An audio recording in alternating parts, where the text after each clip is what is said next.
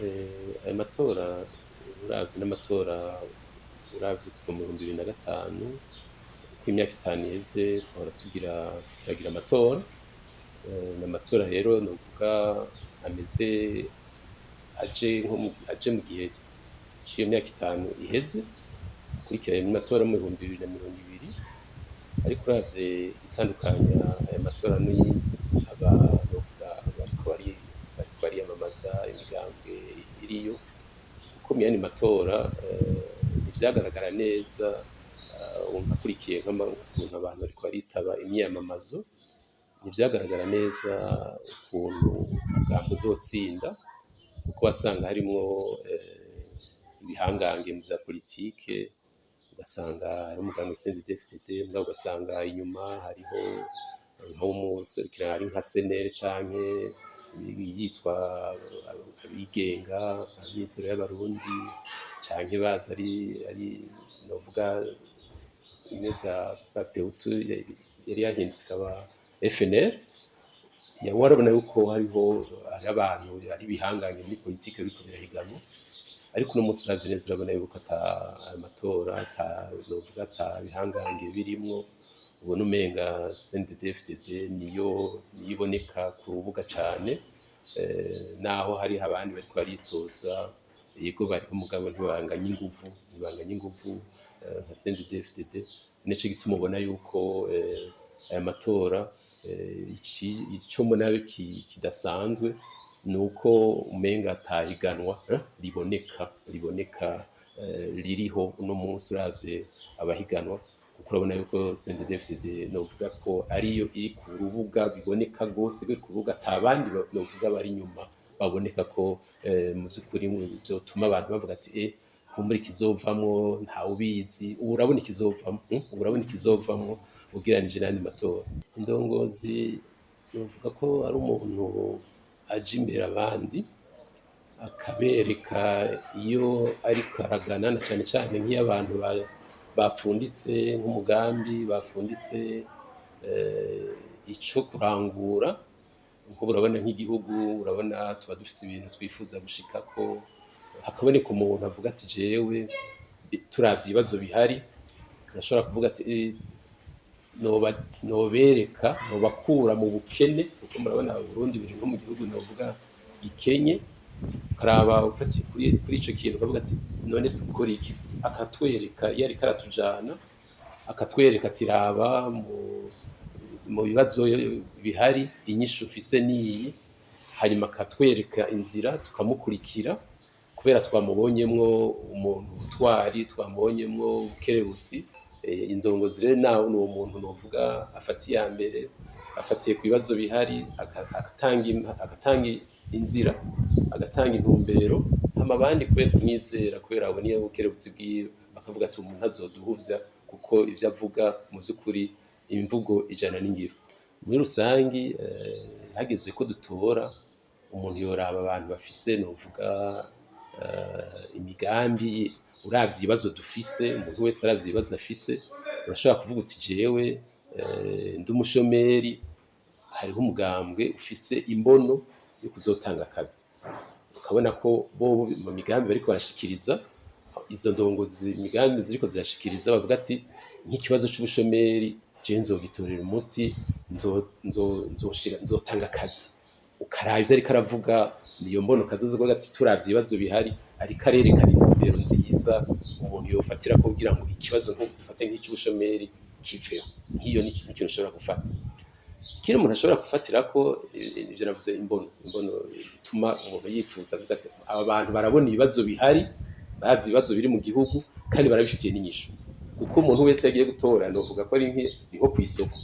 Uja kw'isoko ufise amafaranga, wowe ufise ijwi, mugabo uba ukeneye ibintu kw'isoko, ibintu bagurisha, bimwe bita offre ya demande. Uraraba muri demande ufise mu bibazo ufise, ukaraba ati mbega nawe ni bande, nuwuhe mugambwe, nuyihe coalition ifitiye inyishu ibibazo ufise. Umwe wese agenda harura, no guharura kw'isoko, uraharura ugacira, niho gucira mugaciriranira, ukaraba yuko ivyo ari umugambi ivyo uraguha bihuye n'ivyo wewe wifuza. Niyo mbono ni kuraba rero ko izo ndongozi zifise imbono y'ibibazo abanyagihugu baba bafise.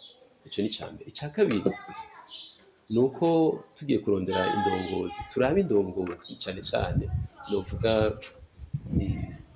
integre, sinzi ukuntu bivuga mu Kirundi, abantu novuga b'ubuntu,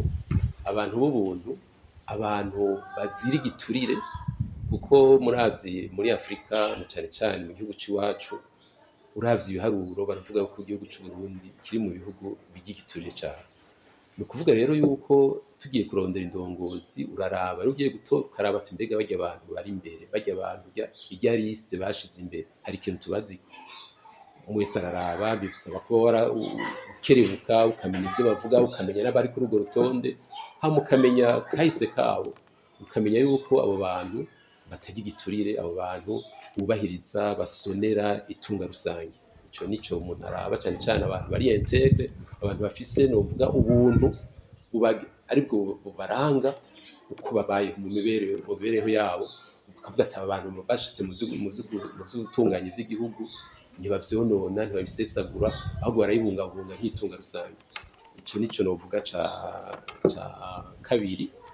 Ica gatatu umuntu yovuga ni uko indongozi, ugiye kuraba indongozi bivanye n'iki gihugu cacu ko ivyo caciyemo, uri abantu bungana batuma haba ubumwe, barondera ubumwe, barondera gusasagaza ubumwe, barondera gukomeza ubumwe aho bari, kuko murazi ivyo twaciyemwo birorosha, abantu barahahamutse, abantu novuga yuko bakomerekejwe n'ivyabaye muri kahise. Uno munsi rero turakeneye indongozi zitunywanisha, indongozi zitunywanisha, mugabo zidatuma abantu bavuga batandukana, abantu bacanamwo, abantu basubira kwibuka ivyabaye. Hanyuma mugabo indongozi zinywanisha, zigerageza kurengera novuga ibitutandukanya, hama bakatwereka yuko igihe baba bari ku butegetsi, abantu botekana, bakumva yuko batwawe n'abantu babakunda, n'abantu bifuza yuko igihugu cotekana icame kiri mu nduru. Novuga abantu rero bashira imbere ubumwe bw'abarundi, abantu bashira imbere kumvikana mu budasa bwacu. Ico nico novuga ca gatatu. Ica kane novuga kibereye indongozi, nuko indongozi nziza ari indongozi novuga mu gifaransa n'abantu bafasha abandi, barondera ku ineza yabo barongoye gusumba ineza yabo. Bimwe baravuga ati servir et non se servir, n'abantu barondera ineza y'abandi ngo batarondera ineza yabo. Kuko mu matora hari igihe umenga abantu indongozi ni nk'umuntu novuga ko ari ni nka investissement, sinzi ukuntu bivuga mu Kirundi, umenga bashiramwo umutahe kugira umenga amatora ni nk'umutahe kugira mu nyuma bazowuvyaza umusaruro mu bintu vyo kuronka amatungo. Abantu rero bakaja kwiruka mu vy'amatora, kwiruka mu vy'amajwi, mugabo nukumva yuko kuba indongozi ico kibanza kironse atari kibanza cyo kurondera ineza yawe nyene, mugabo ari kibanza cyo kurondera ineza y'abarundi gusumba. Ico nico nibaza gihambaye. Hama ikindi nuko indongozi nziza n'indongozi zubahiriza amategeko, n'indongozi aho ziri novuga état de droit, zikurikiza amategeko, zitarenganya umuntu n'umwe, ahantu hari bagerageza kumviriza abantu bose, baca inama n'ingingo, badatwaza umukazo. Ivyo vyose nivyo biranga novuga indongozi nziza, ku buryo bashitse ku butegetsi abantu batekana bakavuga ati ivyo vyose ivyacu ntibizokwibwa, ivyacu akarenganyo kazogabanuka, ubusuma buzohera, kuko nivyo vyishe igihugu. Amatora rero yoba amatora aduha indongozi zumva ko kurongora abandi ari banga, hanyuma bakitwara neza, bagatunganya ivy'igihugu neza, kugira ngo mu nyuma igihugu gishobore kuronka novuga gishobore kugira ico cungutse muri abo barongozi, hako cama gisubira inyuma. Ko muramaze kubona ko Burundi uravye kuva mu maraporo yose yabaye kuva mu 90 n'imbere yaho, yerekana ko Burundi buguma busubira inyuma mu iterambere. Indongozi zivugisha ukuri, zitatubesha, zitama ziriko ziratubwira ko ibintu ari vyiza, ariko ibintu umuntu ariko araraba nuko abantu bavugisha ukuri, ndavuze ko abantu bavugisha ukuri bari honnête, abantu bama novuga bagenzwa n'ubuntu kandi batabesha bene igihugu. Abantu batabesha bene igihugu bababwiza ukuri, ibibazo bihari bakabwiza ukuri, hama bakababaza nabo nyene ati mbega none ko turi mu bino bibazo inyishu yo biyihe, hama bakumviriza. Abayobozi rero bumviriza abantu kugira ingingo zifatwa ziba ari ingingo bifatiye gatwe kabonye, ubwo ziba ari ingingo zavuye mu mwumvikano wabo vyiga bose. Nk'ubu turashizeho nk'indongozi zikunda, indongozi zisahura itunga ry'igihugu, indongozi zishira imbere ineza yabo gusumba ineza y'igihugu. Aho urumva ko ataterambere rihaba, kuko usanga ubutunzi bw'igihugu bubaye ubutunzi bw'abantu, ugasanga abo nyene twari twiteze ko ari bazoduteza imbere kubera ata buntu bafise, kubera batubaha itunga rusangi, nibo mu nyuma abo twari twiteze ku iterambere ahubwo nibo bariko baradusubiza inyuma. Ico ni ica mbere. Ahantu hatari indongozi nziza nta terambere rihavugwa, ahubwo ubukene buguma bwiyongera.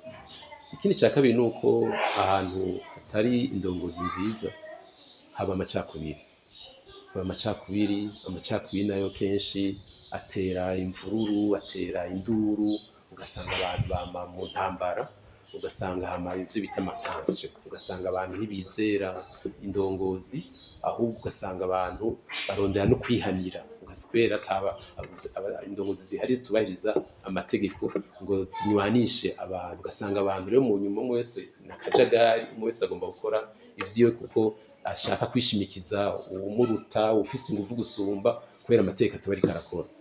Ico ni ikintu kibi cane, usanga iyo tutaronse indongozi nziza usanga ata mutekano, usanga ata mahoro, usanga ari indyane, ugasanga rero igihugu kirahombeye cane. Ikindi novuga gihambaye tudafise indongozi nziza ni uko igihugu usanga kidafise ijunja n'ijambo, ugasanga amaraporo yose bariko barerekana, haba mu vy'agaterekazina muntu, haba mu vy'ubutunzi, haba mu vy'igiturire, haba mu vyo kugendera ku gihugu kigenderwa n'amategeko, kirangwa n'amategeko, ugasanga dufise novuga ku rutonde rw'ibihugu biri kw'isi, ugasanga twama turi inyuma kubera tutubahiriza amategeko, kubera dufise indongozi zidakunda igihugu.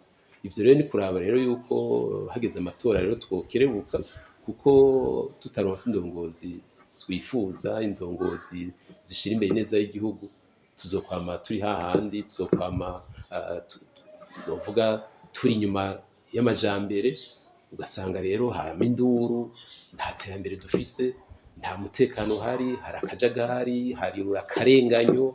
Ivyo vyose ni ibintu bituma igihugu kigira haba icuka kibi mu gihugu, kandi kidashobora kubaha no kubahiriza mu makungu. Ugasanga rero na ya ntahe yo kuyikukira tuba twifuza ko yokwama ishinga imizi, ugasanga na ya ntahe yo kuyikukira ntibishobotse, kuko usanga mu nyuma twama tuzeyinze gusumba yuko twebwe ubutunzi bwacu uko bwama buriko buraribwa n'abahita, mugabo ugasanga twebwe nyene ivyo dufashije ntibiriko biradufasha. Ugasanga rero igihugu cama kuzerinze naho uno munsi urazi ko bitanguye kuza biragorana, ugasanga harimwo akagaye kubera tudafise abantu bubahiriza igihugu cacu.